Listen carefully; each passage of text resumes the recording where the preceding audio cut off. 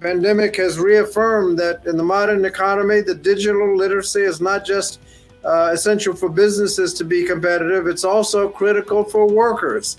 And workers are deciding that they want the skills to be able to get bigger paychecks. So in other words, millions of workers will be seeking new skills and careers, and our nation's workforce development system, from registered apprenticeships to digital literacy courses.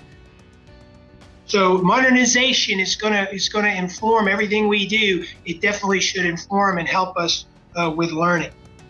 And then future military readiness relies on pervasive use of digital learning in order to maintain an intellectual advantage within multi-domain operations. And so, the future is multi-domain, and I'll talk about that. It's land, sea, air, space, cyberspace. Those are the domains that the military is going to operate in. And so we've got to make sure that our soldiers understand how to operate across all of those domains. And so we want to leverage the best educational systems and processes to do that. Empowering people with the right data can truly be transformational. As part of OMBs, and specifically the team that I help lead, we try and spread the adoption of effective management and workforce practices across agencies.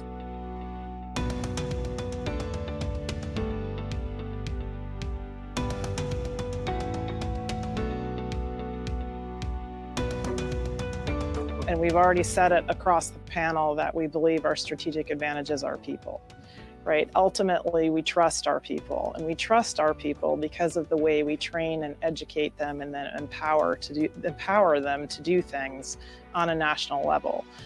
If we're going to get to that next point, we really have to get industry in and enable teaming to occur. So everybody has a chance to help us and help our joint force get to that kind of MDO capable force. So I think it's really, unleashing our talent to accelerate the rate of change.